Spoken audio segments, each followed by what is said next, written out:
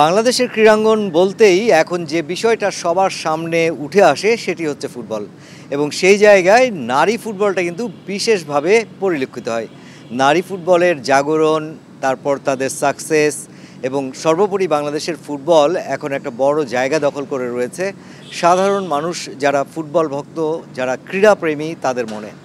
এবং সেই নারী ফুটবল এবং ফুটবলের খুঁটিনাটি আরও কিছু বিষয় নিয়ে আজ কথা বলার জন্য আমার সঙ্গে রয়েছেন স্টার প্লের সঙ্গে রয়েছেন বাংলাদেশ ফুটবল ফেডারেশনের ভাইস প্রেসিডেন্ট ফাহাদ করিম এবং অন্যতম ভাইস প্রেসিডেন্ট, অন্যতম কারিগর ফুটবল সাফল্যের নেপথ্যে যিনি কাজ করে আসছেন ফাহাদ করিমের সঙ্গে আজকে আমরা কথা বলবো।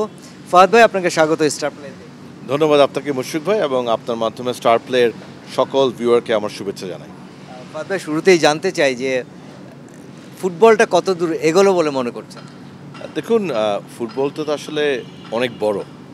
সো ডেফিনেটলি আমরা আসার পরে আলহামদুলিল্লাহ আমাদের সম্মানিত সভাপতি তাবিদ আওয়ালের নেতৃত্বে আমাদের কমিটির সকলের প্রচেষ্টায় এবং সর্বোপরি সকল স্টেক হোল্ডার, যার মধ্যে আপনারাও আছেন, media, fans, players, teams, sponsors and partners, সকলকে নিয়ে ডেফিনেটলি ফুটবল চমৎকার একটি গতিতে এগুচ্ছে, কোনো সন্দেহ নাই।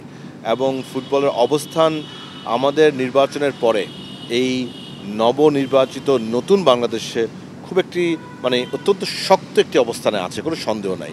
তবে সাথে এটাও বলতে হয় যে আমাদের অনেক কাজ করা বাকি এবং ফুটবল বিশ্বটা অনেক বড়, সুতরাং আমাদের এখন অনেক পথ আছে এগিয়ে চলার। আমি আশা করবো ইনশাল্লাহ আপনাদের সকলের সহায়তায় আমরা আমাদের দায়িত্বটা ভালোভাবে পালন করতে পারবো ইনশাল্লাহ।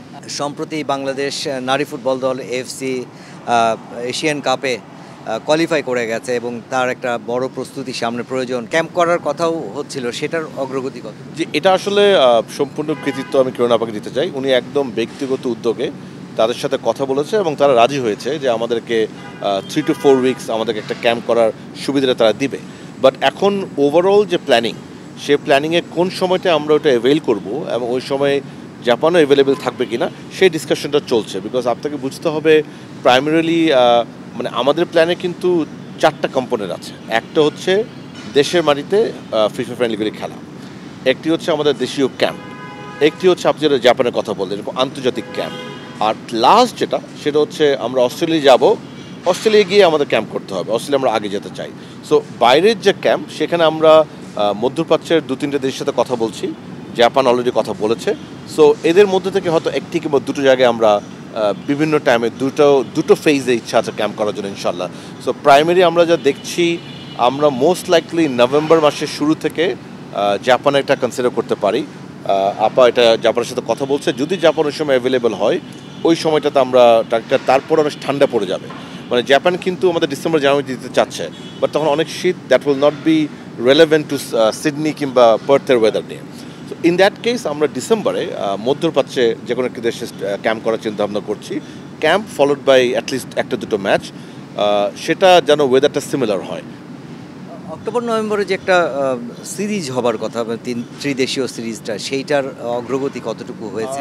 অক্টোবরে আমরা একটি দেশের সাথে মোটামুটি অলমোস্ট ক্লোজ, পাকাপাকি হয়ে গিয়েছে।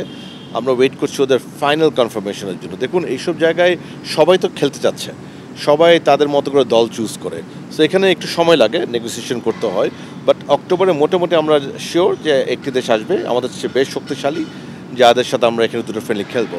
আমাদের সম্মানিত সভাপতি বলেছেন যে যেহেতু October November back to back দুটো মান্থেই হচ্ছে, একটি কি আমরা একটা ট্রাইনেশন করতে পারি নাকি। সো সেটা আমরা আপাতত প্ল্যান করছি নভেম্বর মাসের জন্য, এবং নভেম্বর মাসে আমরা একটি দেশ একদম we are just waiting the final confirmation letter. ওইটা হয়ে গেলেই আমরা অন্যান্য দেশের সাথে কথা বলার চেষ্টা করব নভেম্বরে একটি ট্রাইনেশন করার জন্য। এই যে অস্ট্রেলিয়া মিশনটা হবে, এইটার জন্য তো আসলে অনেক ফাইন্যান্স দরকার। সেই ফাইন্যান্সের জায়গায় বাফুফে কতটুকু এগোতে পেরেছে? আপনি মার্কেটিং কমিটিতে রয়েছেন এবং মার্কেটিং কমিটিরই এটা একটা দায়িত্বের মধ্যে পড়ে, সেই জায়গায় কতটা অগ্রগতি রয়েছে? ডেফিনেটলি এটা অনেক বড় চ্যালেঞ্জ, বিকজ আমাদের সম্মানিত সভাপতি যেভাবে প্ল্যানটা লে আউট করেছেন, it's Gaana cost as a Fortune, এটা অনেক অর্থের প্রয়োজন হবে, কোনো সন্দেহ নাই। সো এই ক্ষেত্রে আমি মার্কেটিং কমিটির চেয়ারম্যান হিসেবে মার্কেটিং কমিটিকে নিয়েই আমরা দুটো স্পন্সরের সাথে কথা বলেছি। একটি মোটামুটি চূড়ান্ত হয়ে গিয়েছে ইনশাল্লাহ। ওনারা আসতেছে আমাদের ওমেন পার্টনার হিসাবে, বাট ডেফিনেটলি ওনার কন্ট্রিবিউশনটা এখন মিশন অস্ট্রেলিয়াতে ইউজ করা হবে। আর আরেকটা কোম্পানির সাথে আমরা আশা করছি এই মাসের শেষেই আমাদের একটা কনফার্মেশন পাবো আশা করি। দে আর ভেরি পজিটিভ, আমি অলরেডি গিয়ে তাদের সাথে মিটিং করেছি। সো এই দুটো কোম্পানি যদি আমাদের হয়ে যায় তাহলে একটা ভালো সাপোর্ট পাবো।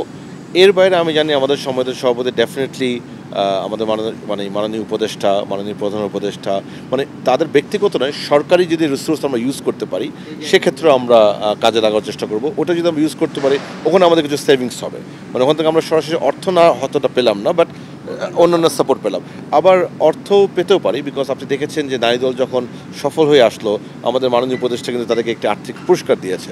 এবং বর্তমানে কিন্তু উপদেষ্টা মহোদয়ের নেতৃত্বে এবং প্রধান উপদেষ্টা দপ্তরের নেতৃত্বে যে ইন্টার জেলা লিগ হচ্ছে সেটার ফান্ডিংয়ের একটা বড় পোর্শন কিন্তু সরকার দিচ্ছে। So maybe we can get some support from the government as well. But আমি আমার তরফ থেকে বলতে পারি আগামী সপ্তাহ 2 সপ্তাহের ভিতরে আমরা আশা করি অ্যাটলিস্ট নতুন দুটো পার্টনার আসবে মহিলা দলে, যেটাতে ডেফিনেটলি আমাদের মিশন অফ স্টেট প্রিপারেশন একটি ভালো সাপোর্ট হবে ইনশাআল্লাহ, এবং আমাদের আরও লাগবে, আমরা কাজ করছি ইনশাআল্লাহ। একটু জানতে চাই যে আসলে যখন বাংলাদেশ দলটা এত বড় একটা মিশনে যাচ্ছে, এত বড় একটা কম্পিটিশন, সেই জায়গায় আমাদের যেমন জাতীয় দলে পুরুষ দলে হামজা চৌধুরী, সমিত সোমদের ইনক্লুডেশন হয়েছে, নারী দলের এমন কোনো খবর আছে কিনা? জি, আসলে আমরা দীর্ঘদিন ধরে সুইডেনে একজন প্লেয়ার আছে আনিকা, ওনার সাথে যোগাযোগ করেছি। উনি লাস্ট 1 ইয়ার রেগুলার ফুটবলে নাই, মানে লিগে নাই, কিন্তু উনি কিন্তু শি ইজ ভেরি সিরিয়াস। উনি সুইডেনের একটি ভালো দলে খেলতেন লিগে, এবং উনি নিয়মিত প্র্যাকটিসে আছেন। That's a very good thing. ওনার সাথে আমার যোগাযোগ হয়েছে, ওনার ইউনিভার্সিটি শুরু হবে। সো আমাদের মিশন যখন আমাদের লকড হয়ে যাবে আমরা ওনাকে ক্যালেন্ডারটা শেয়ার করব, এবং উনি বলেছে উনি যে কোনো একটা ফেজে উনি আসবে, ক্যাম্প করবেন, তারপর তো ওটা ওনার পারফরমেন্স এবং কোচের প্রেফারেন্সের উপরে।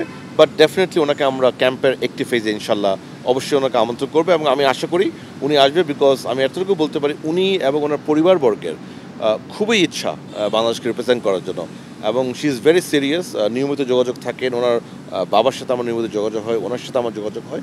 So we are hopeful. In fact উনি আমাকে কিছুদিন আগেই বলেছেন যে আমার ইউনিভার্সিটি শুরু হচ্ছে, আমাকে একটু কাইন্ডলি আগের থেকে বলেন কখন কখন স্কোপ, তাহলে আমি ওইভাবে ছুটি নিয়ে রাখবো। So she is very serious. So definitely আমরা ক্যাম্পের একটি ফেজ ওনাকে পাবো ইনশাল্লাহ। এর বাইরে আমরা আন্ডার-17 জন্য একজনের সাথে কথা বলছি। ওনার পাসপোর্টগুলি এখন রেডি হয় না, বিকজ উনি ওনার বাবার বাংলাদেশি পাসপোর্ট নেই, বাট দেয়ার বাংলাদেশি অরিজিন।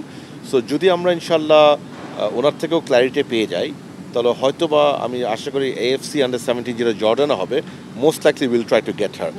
উনি ইউকেতে আছেন এবং উনি আপনি জেনে খুশি হবেন Aston Villa youth women's team উনি 2 বছরের জন্য জয়েন করছে ফুল স্কলারশিপে। So she is a brilliant student and a very talented player.